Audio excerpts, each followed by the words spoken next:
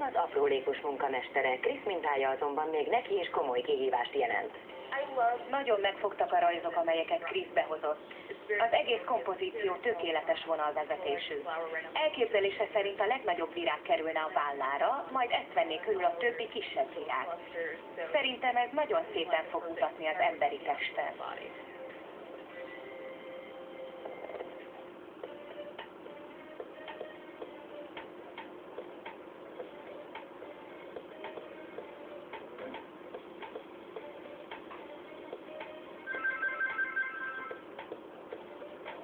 Tetoválószalon.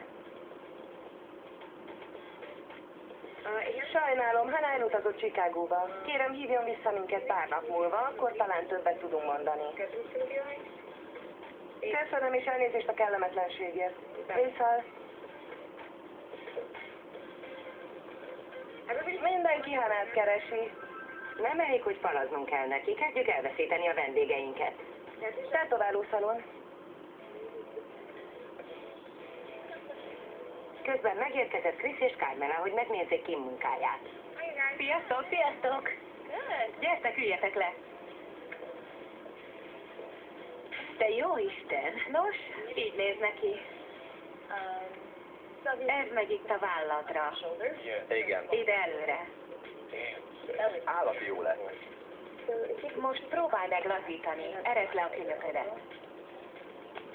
Ekkora felületű stencilpapírt nem könnyű felhelyezni a bőrre. A legfontosabb szerintem az, hogy a főbb vonalakat pontosan fel tudjuk vinni. Ha sikerül, még akkor sem néz ki minden úgy, ahogy szeretnénk. Sok esetben kell még utólag javítani rajta.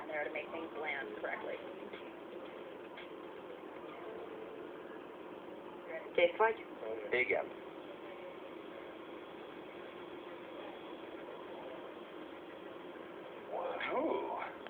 Látom, ez neked való meló. Ez lesz az első tetkója. Hallottam, milyen sok virág lesz benne. Miért?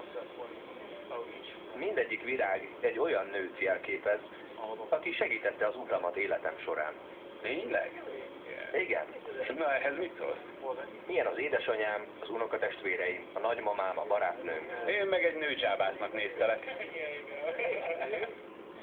És a férfiakról nem emlékezel meg egy rakás sárkánnyal? Nyugi, csak vicceltem. Egy sárkány elég, nem igaz? Ő a király.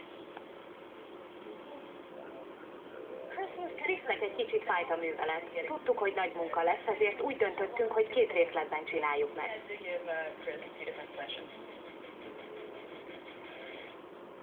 Azt hiszem, mára ennyi elég volt. Úgy érzed? Igen. Akkor most bekötöttlek, és a következő alkalommal befejezzük, jó? Szuper.